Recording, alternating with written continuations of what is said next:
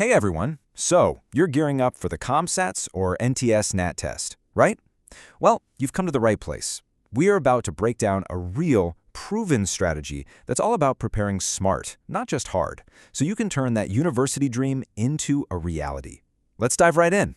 Does this look familiar? I'm willing to bet it does. When I first started, these were the exact questions just swirling around in my head. You know, it feels so overwhelming. You're trying to figure out which books to use, what the real test even looks like, and how on earth you're going to manage your time. But hey, don't worry. We're going to clear all of that up today. Trust me, I've been there. After my first attempt, I honestly thought cracking this test was impossible for me. But instead of giving up, I totally switched my focus to smart preparation. And I made a promise to myself that if I finally got in, I would share the exact strategy that actually worked. And well, that's what this is all about. Okay, so first things first. The first step to conquering any challenge is to actually understand it, right? So let's break down the basic structure of the COMSATS and NAT test. Because once you have this clarity, I promise you half the confusion just melts away. So, here's the breakdown on paper. 90 questions, 120 minutes. Now, simple math tells you that's about 1 minute and 20 seconds for each question. But, and listen carefully, thinking about it that way is a trap. There's a much smarter way to manage your time. And this is the smarter way. Instead of giving every question the same amount of time, you want to aim to solve the easy ones in like 20 seconds. Super fast. This builds up what I like to call a time bank. And that gives you extra breathing room, maybe 40 seconds or even more, for the tougher questions that really need it. This is a question I get asked all the time. Which test is actually harder? The official NTS NAT or the one that COMSATS conducts themselves? Well, based on my experience and what tons of students say, there's a pretty clear difference. Let's get into it. Okay, so the NAT test is generally seen as moderately difficult. But here's a little pro tip for you. The specific NAT tests that happen right before the COMSATS admission deadline, they often feel a little bit easier. Now, the official COMSATS test is usually simpler, and here's the real kicker. It frequently recycles questions directly from past NAT papers.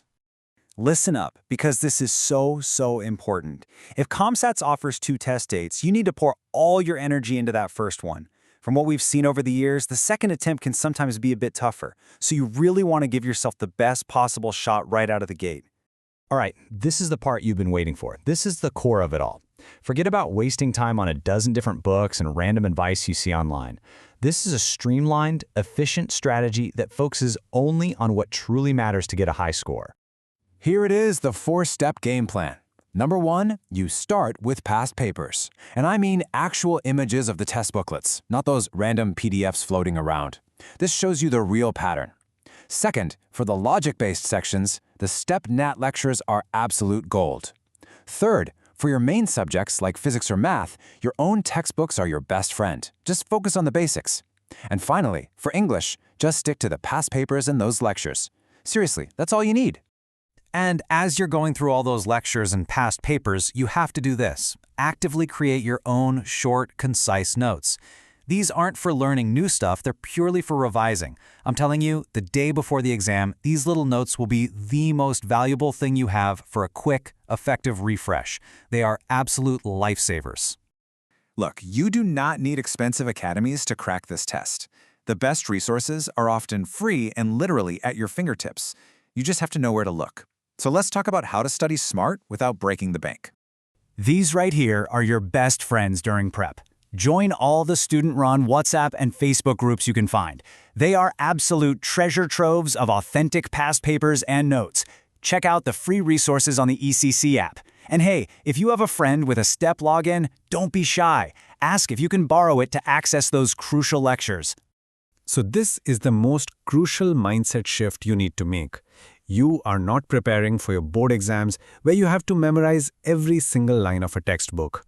This is an aptitude test. It's designed to check your understanding of concepts and how you solve problems, not how much you can cram.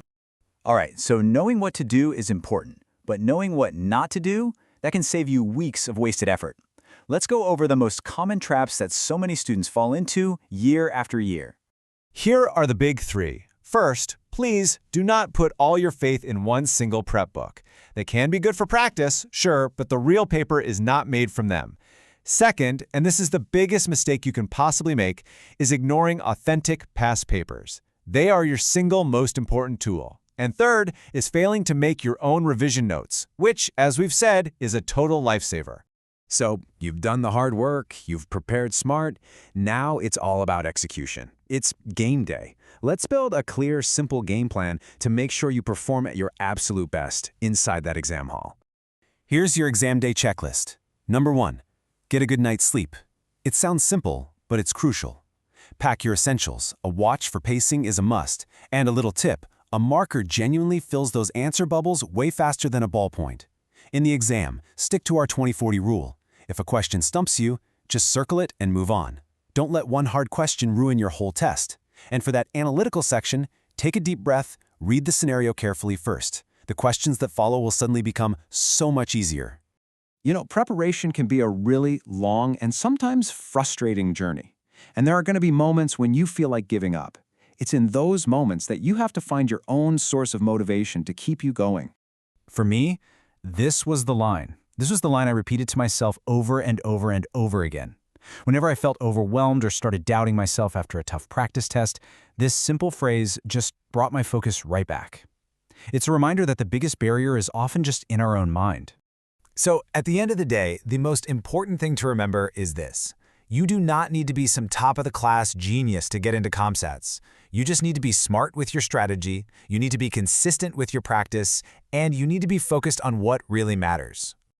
The path is laid out right in front of you. You have the strategy, you know where to find the resources, and now you have the right mindset. Your journey to COMSATS is right there, just waiting for you. All you have to do now is take that first confident step. You've totally got this.